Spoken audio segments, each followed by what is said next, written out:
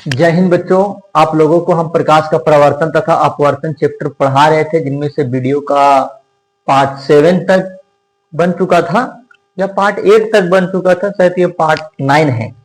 ये पार्ट, अरे जो भी है, इससे क्या मतलब है 8 और 9 से, बस टॉपिक सीरियल बाय सीरियल हो रहा है। तो हम प्रकाश का परावर्तन तथा अपवर्तन का हाफ पार्ट कंप्लीट कर चुके हैं। इसमें जो 2 चैप्टर था, प्रकाश का परावर्तन तथा अपवर्तन, तो यहाँ पे प्रकाश का परावर्तन हम लोग कंप्लीट कर चुके हैं। अब बचा है क्या? प्रकाश का अपवर्तन। परावर्तन में हम बताए थे कि कोई भी चीज जब किसी सतह से टकरा कर वापस आ जाती है तो इस घटना को परावर्तन कहते हैं। लेकिन अपवर्तन, वहां पे इस चैप्टर में क्या चीज टकरा कर वापस ला रहे थे हम लोग? तो प्रकाश को ला रहे थे, टकरा कर नहीं। तो इसमें हम लोग को भी अपवर्तन ही पढ़ना है, लेकिन प्रकाश को ही ले जाना है। किसको ले जाना है? प्रकाश को ही ले जाना है। तो आज हम लोग इस चैप्टर के बारे में पढ़ेंगे कि प्रकाश का परावर्तन खत्म हो चुका है, तो प्रकाश का अपवर्तन के बारे में पढ़ेंगे आज हम लोग। प्रकाश का परावर्तन के बारे में क्या क्या पढ़े, एक बार जरा रिवीजन कर लेते हैं। तो प्रकाश के बारे में पढ़ें कि प्रकाश एक प्रकार का क्या होता है, निर्वात में प्रकाश की चाल कितनी होती है, प्रकाश में कुल कितने रंग होते हैं, और सबसे अधिक तरंग दैर्घ्य वाले प्रकाश में जो रंग होते हैं कौन सा रंग का होता है, सबसे कम तरंग दैर्घ्य किसका होता है। उसके बाद फिर दर्पण किसे कहते हैं, दर्पण कितने प्रकार के होते हैं, समतल दर्पण का प्रकृति क्या है, समतल दर्पण में बनने वाला प्रतिबिंब की प्रकृति क्या है, उसमें प्रतिबिंब की संख्या कितनी होती है। समतल दर्पण के बाद पढ़े थे उत्तल दर्पण, अवतल दर्पण। अवतल दर्पण में प्रतिबिंब कहाँ बनती है, किस जगह बनती है, कैसी बनती है, उसकी प्रकृति क्या होती है, वस्तु को हमेशा किधर रखें, फोकस दूरी को किस। आप लोग सबसे पहले रिवीजन करते चलिए। पीछे हम नोट्स भेज चुके हैं 3 चैप्टर का। 3 चैप्टर हमको पढ़ाने में बहुत टाइम लगेगा, तो नोट्स हम भेज चुके हैं। जिस बच्चा का नोट्स नहीं लिखा हुआ ना, माँ कसम बोल रहे हैं, वो बच्चा को फिर क्या होगा तो वही जाने। खुदा कसम, अल्लाह कसम, भगवान कसम, सब कसम, हम अपने कसम, सतीश सर कसम, जो बच्चा का नोट्स नहीं हुआ तो फिर धरती पर चाहे तुम चाहे हम, बस। एक राजा था इतिहास में, बलबन करके एक राजा था। वो अपने साम्राज्य में एक नीति अपनाया था, लौह की नीति। लौह का नीति का मतलब होता है कि जो चीज उसके राज दरबार में, जो चीज की भी गलती होती थी, छोटी सी भी गलती होती थी ना, उसका सजाए मौत। बस वही नीति अपनाएंगे हम, बलबन की नीति को। तो मौत तो नहीं दे सकते हैं, नहीं तो आप लोग का मम्मी पापा हमारा ऊपर चढ़ जाएंगे, हमारा बेटिया को मार दिए, वो कर दिए, वो कर दिए। अरे बकलोल कहीं का। पढ़ाई में सब चीज में कंप्रोमाइज, लेकिन पढ़ाई लिखाई में कोई कंप्रोमाइज नहीं करना चाहिए, कभी नहीं करना बच्चे। अभी आपकी उम्र है पढ़ाई करने का। अगर यहीं से आप दूर हट जाइएगा ना, तो फिर पूरी दुनिया आपको दूर हटाएगी। चलिए अपवर्तन के बारे में जरा देखते हैं, लेकिन पहले हम रिवीजन करते हैं। परावर्तन का मतलब होता है टकरा कर बाहर चला जाना। अब टकरा कर क्या चीज बाहर जा रहा था बच्चा? तो प्रकाश जा रहा था। अच्छा, टकराने के लिए ना हमको दर्पण चाहिए। दर्पण का मतलब पीछे तरफ पेंट होना चाहिए। लेकिन अपवर्तन किसको कहते हैं बच्चे? दिखाते हैं वस्तु की दूरी को किससे दिखाते हैं, प्रतिबिंब की दूरी को किससे दिखाते हैं। उत्तल दर्पण क्या होता है, अवतल दर्पण किसे कहते हैं, दोनों का अंतर बताए थे। अवतल दर्पण का उपयोग बताए थे, उत्तल दर्पण का उपयोग बताए थे, साथ ही साथ बताए थे प्रकाश का परावर्तन का कितने नियम है। तो प्रकाश का परावर्तन का कितने नियम है बताओ तो, बताओ प्रकाश का परावर्तन का। भूल गया ना जी? दे दिया ना धोखा तुम लोग हमको? चलो ठीक है बाबू, कोई बात नहीं है, दे दो। जब हम तुम लोग को धोखा देंगे तो तुम लोग नहीं रह पाओगे कहीं लाइफ।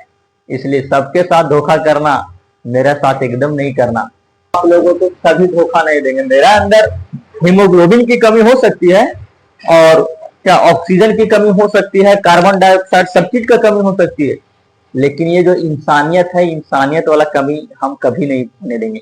चाहे जो भी हो, जैसी भी हालत में हमको पढ़ाना पड़ेगा, पढ़ाएंगे। तो आज हम लोग देखेंगे। अच्छा, दर्पण का सूत्र बता चुके थे, 1/a बराबर 1/v प्लस 1/u वाला। हाँ, ये भी बताए थे हम, और ये भी बताए थे, कार्तीय चिन्ह प्रपाठी भी बताए थे। भूल जा रहा है तुम लोग रे, मारेंगे फिर, बहुत पिटाई होगा तुम लोग को। इसलिए लड़की लोग, ए बकलोलिया तुम क्या कर रही है रे, चल रिवाइज करो।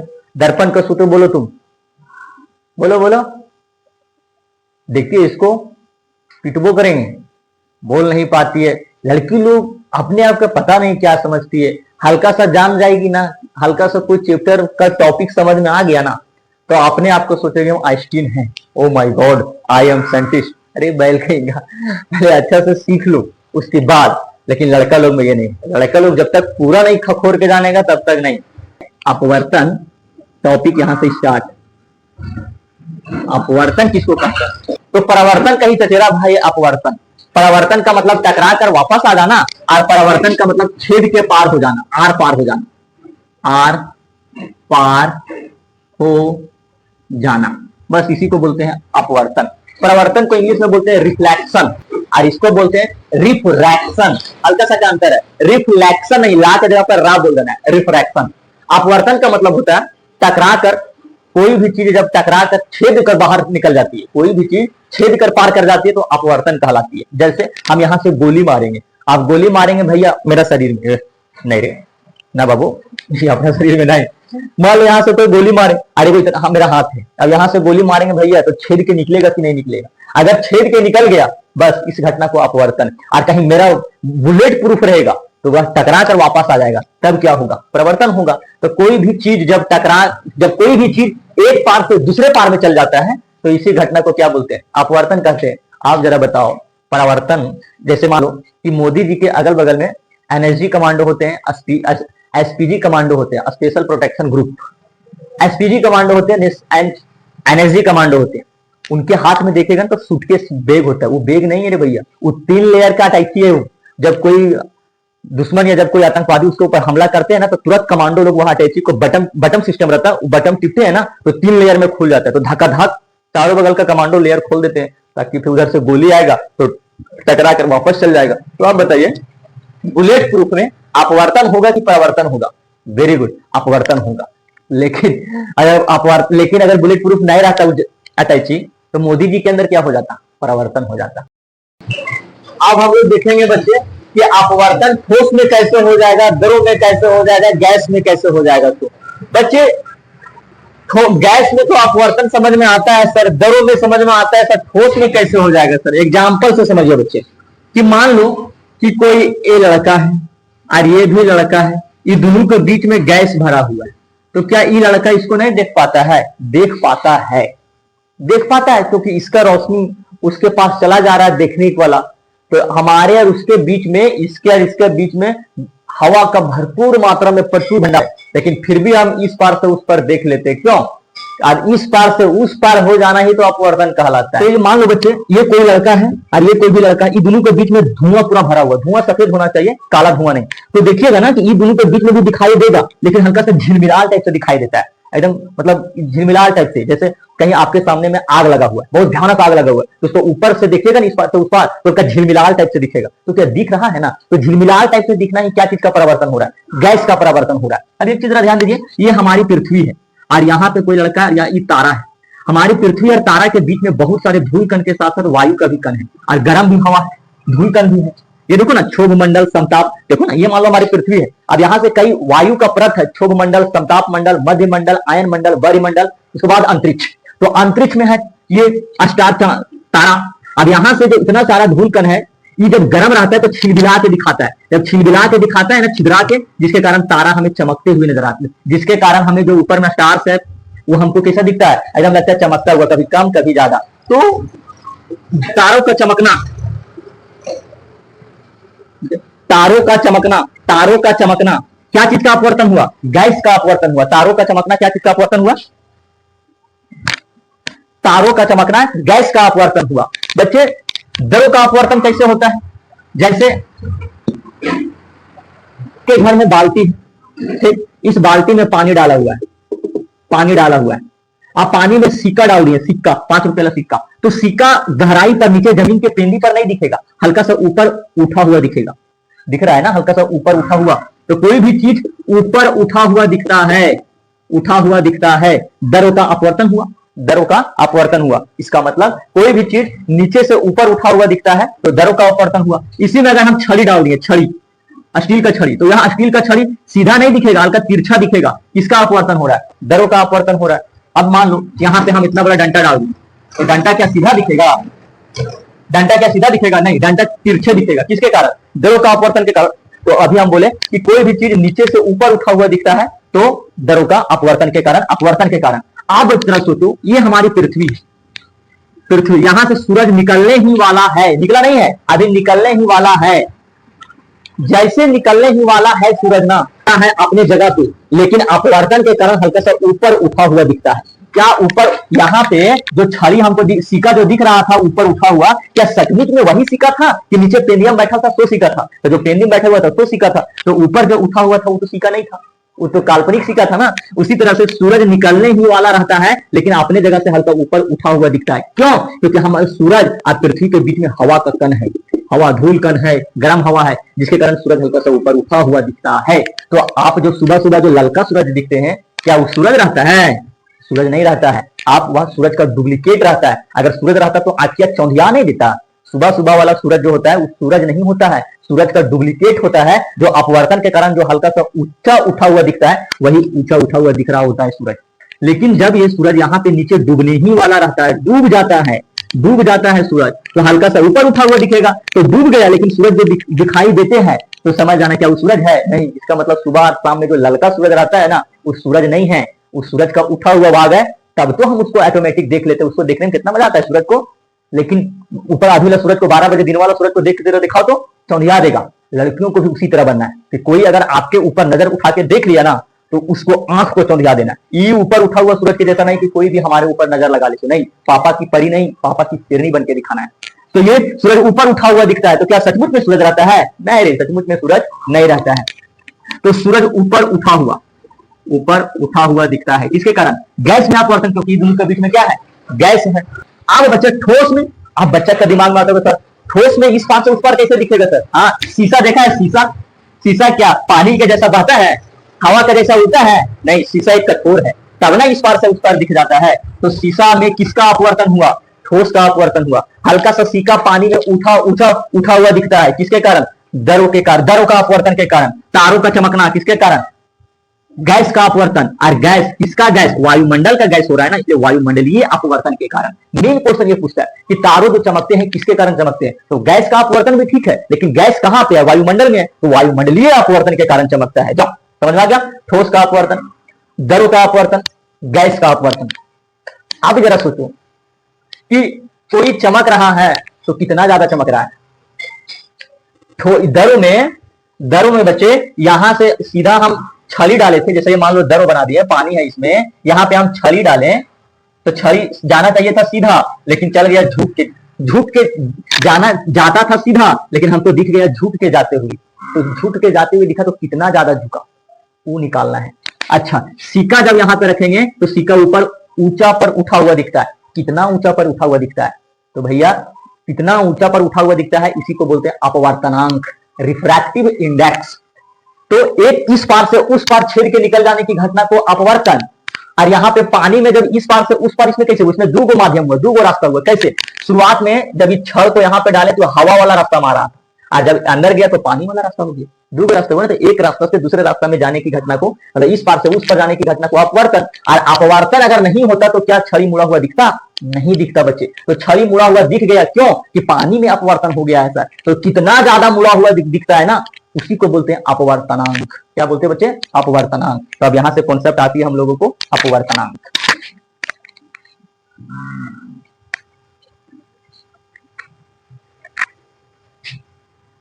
अपवर्तनांक, अपवर्तनांक को इंग्लिश में बोलते हैं रिफ्रैक्टिव इंडेक्स। इसे इससे दिखाते हैं, इसको बोलते हैं म्यू, बिलाई म्यू किसे दिखाते हैं? म्यू से दिखाते हैं। तो म्यू का जो अपवर्तनांक का जो होता है वो 3 फॉर्मूला होता है। म्यू बराबर होता है C/V sin I बटा sin R, और म्यू बराबर होता है वास्तविक गहराई बटा काल्पनिक गहराई। 3 फॉर्मूला होता है म्यू का। तीनों का भी एग्जांपल लेंगे, एक जरा सा डॉट नहीं बचेगा। बच्चे में हल्का सा हमको समझ में आ गया कि डॉट कहां होगा। अपवर्तन और अपवर्तनांक में डॉट बचता होगा, हमको पता है। अपवर्तन का मतलब समझिए बच्चे कि एक रास्ता से छोड़कर दूसरा रास्ता में हिल जाने की घटना को अपवर्तन कहते हैं। और हिल जाने के बाद उसका दिशा में चेंज हो जाता है। तो कितना चेंज होता है, वही कितना चेंज हुआ ना, उसी को बोलते हैं अपवर्तनांक। जैसे आप समझिए कि आप अपने घर से, अब मान लो कि कोई बच्चा है, उसका घर यहाँ पे है, हाईवे वाला रोड, ये स्कूल यहाँ पे है, ठीक। अब क्या हुआ, ये लड़का का रास्ता यहाँ पे है, इस मेन रोड पर आने के लिए रास्ता यहाँ है। तो लड़का घर से निकलेगा ना तो उसका पहला रास्ता हुआ, और रास्ता को बोलते हैं बच्चे माध्यम, पहला रास्ता, पहला माध्यम।